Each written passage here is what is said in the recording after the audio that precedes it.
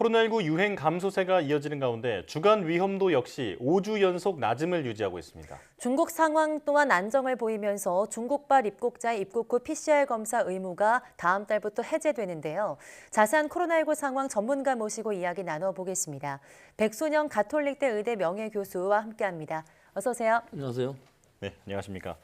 국내 코로나19 주간 위험도가 5주 연속 낮음을 유지하고 있는데요. 지금 보면 확진자뿐 아니라 위중증 그리고 사망자 모두 줄고 있는데 이제는 안심해도 되는 수준일까요? 예, 뭐 거의 그런 수준에 간 것으로 보입니다. 모든 방역 지표가 안정적으로 유지되고 있는 데다가 한 사람이 몇 사람을 감염시켰느냐 하는 감염 재생산 지수도 1월 초 이후로 뭐 약간의 증감은 있지만 1 이하를 계속 유지하고 있어서 이 감소 추세는 계속될 것으로 보입니다. 네. 지금 방역 통제로서 남아있는 것은 확진자의 자가격리 일주일 하고요. 1단계 마스크 의무 해제, 네. 그것이 고위험 시설들, 예를 들어서 대중교통이라든지 병원 또는 요양원 같은 데에서만 의무로 남아있는 상황인데, 이것도 아마 3월 정도가 지나가게 되면은 전부 해제가 되면은 결국은 풍토병화가 되는 것이기 때문에 네. 이미 그 풍토병화되는 단계에는 접어들었다고 볼 수가 있고요. 아마 지금 날씨가 따뜻해지면서 또 학생들은 개학을 하기 때문에 약간 늘어나거나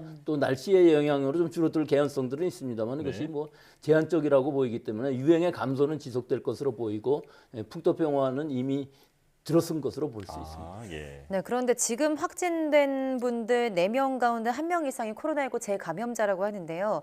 이렇게 재감염 사례가 느는 이유는 뭘까요? 글쎄요, 뭐 이유가 뭐 확실하다고 볼 수는 없지만 일단 2월 2주차 재감염률이 25.73%인데요. 네. 이게 이전 주에 비해서 0.9%포인트 소폭 증가한 상황입니다. 예. 근데 우리나라는 특이하게도 BN1이라는 변이주가 우세종이 되어 있는 상황이거든요. 네. 근데 이 BN1이라는 이 변이주는 면역 회피 능력이 있어서 BA5에 감염되었던 사람들도 감염되는 경향이 있기 때문에 좀 더 늘어나는 것으로 보이는데 예. 이것이 뭐 이것뿐만이라고 할 수는 없습니다만은 네. 이 BN1 변이주라는 것이 중증화율이라든지 사망률이 더 높다는 증거는 아직까지 없기 때문에 큰 우려가 된다고 볼 수는 없습니다. 네. 자, 그리고 다음 달 1일부터는 중국발 입국자를 대상으로 그동안 해왔던 입국 후 PCR 의무 검사, 그리고 또 중국발 항공편의 도착지 제한 조치도 해제가 되는데요.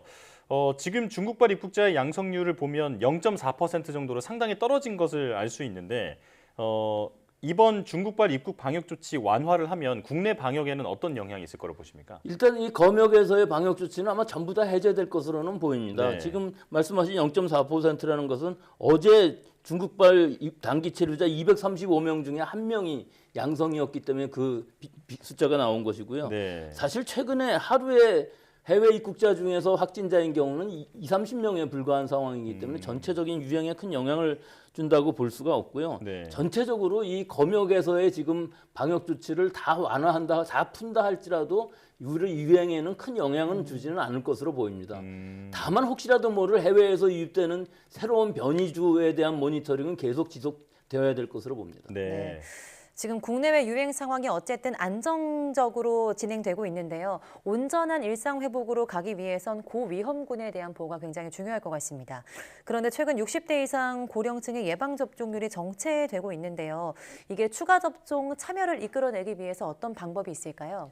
글쎄, 지금으로 봐서는 굉장히 어려워 보입니다. 이게 30% 넘어간 지가 벌써 한참 됐는데 네. 지금 어제 현재 60세 이상의 추가 접종, 이가 백신 접종률이 32.5%에 머무르고 있거든요. 더 이상 늘어나기도 어려운 상황으로 보입니다. 이런 상황이라 그러면은 고위험군에서의 피해를 최소화하기 위해서는 호흡기 증상이 있을 때 바로 조기 진단을 받고 먹는 치료제를 좀 더 적극적으로 처방을 해서 위중증화율을 낮추는 것이 훨씬 더 좋은 방역 방침이 아닐까 그렇게 생각합니다. 예. 자, 그리고 접종률이 더 낮은 게 바로 영유아 백신 접종률인데 여전히 0%대를 벗어나지 못하고 있습니다. 이게 그 부모님들이 지금 같은 시기에 아이에게 백신 접종을 꼭 해야 할까라는 생각 때문인 것으로 알려져 있는데 교수님께서 보시기엔 어떻습니까? 예, 뭐 맞습니다. 6개월에서 4세라 그러면 굉장히 작은 몸집의 아이한테 8주 간격으로 3회 접종을 하는데 이 뭐 양은 굉장히 적습니다. 3마이크로그램으로 성인의 뭐 10분의 1 정도에 불과하긴 하고 또 이상 반응도 굉장히 낮은 것으로 알려져 있지만 또 효과 자체도 또 확실하지가 않은 상황들도 분명히 있어서 네. 모든 아이들한테 지금 접종을 권고하고 있는 것은 아니고요. 면역 약화 환자라든지 혹은 기저질환이 있는 아이들한테 접종을 권고하고 있는데 지금 상황에서 보면은 이 아이들조차도 지금의 이런 급격한 유행의 감소세에서 접종을 권고하기는 상당히 어려운 것이고 또 수용성도 굉장히 낮은 것은 어쩔 수 없어 보입니다. 네. 예. 뭐 영유아는 물론이고 곳곳에서 백신 접종에 대한 우려 섞인 목소리가 나오고 있는 건 사실인데요. 이런 우려에 대해서 안심하실 수 있는 소식이 있는데 이가 백신 이상 반응 신고율이 단가 백신의 10분의 1 수준이라는 발표가 있었습니다. 안정성이 좀 확인됐다고 볼 수 있을까요?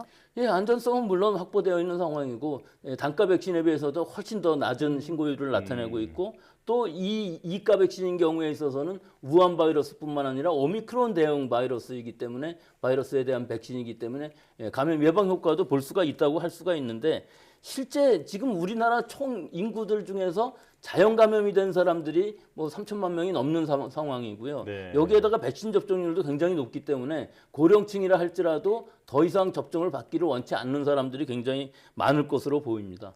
하지만 60세 이상의 경우라 할지라도 2차 접종밖에 안 한 사람들 혹은 아직까지 한 번도 감염되지 않으셨던 분들 혹은 기저질환이 있으신 분들 같은 경우에 있어서는 지금이라도 추가 접종을 받는 것이 이득이 훨씬 클 것이라고는 볼 수 있습니다. 예. 네. 자, 그리고 코로나19를 가볍게 알아도 그 바이러스에 의한 손상이 1년 이상 지속이 된다라는 영국 연구진의 연구 결과가 나왔는데요. 이런 걸 이제 이른바 롱 코비드라고 부르잖아요. 이제는 코로나19 후유증에 대한 연구와 대책이 필요하다는 지적이 있는데 이 부분은 우리 정부가 어떻게 준비하고 있다고 보십니까? 이거 뭐 오래전부터 나왔던 얘기죠. 장기 후유증이라고 할 수가 있는데 롱 코비드라는 것은 우리 국민들 중에서 감염된 사람들 중에 거의 20% 이상이 아마 이런 후유증을 겪고 있을 것이라고는 보고 있는데 네. 사실은 확실한 질병 분류라든지 치료 방침 같은 것들이 정확하게 지금까지 알려져 있지도 않고 연구되지도 않고 있는 것이 뭐 않다기보다는 좀 부족한 것이 사실입니다. 네. 그래서 방역 당국에서 이러한 적극적인 대책이 필요한 시점이라고 볼 수가 있고요. 지금 임상 각과에서 즉 특히 대학병원급에서 각과에 걸쳐 있는 이런 증상들을 어떻게 하면은 1차 의료기관에서 잘 치료할 수 있는지 이런 치료 방침들을 잘 만들 수 있는 이런 여러 가지 연구 과제들을 내서 이런 연구 과제들에 따라서 결과적으로 나오는 그런 여러 가지 방침들, 치료 방침들을 가지고서 1차 의료기관들에서 실제로 적용을 한다 그러면은 현실적으로 훨씬 더 수월하게 치료를 할 수 있는 그런 방침이 될 것으로 예상할 수 있습니다. 네. 네. 지금 일상회복 문 앞에 서 있는 만큼 후유증에 대한 대책은 물론이고 다시 이전으로 돌아가지 않기 위해서 많은 노력이 필요한 시점이 아닐까 싶습니다. 백순영 가톨릭대 명예교수와 함께했습니다. 고맙습니다. 맞습니다.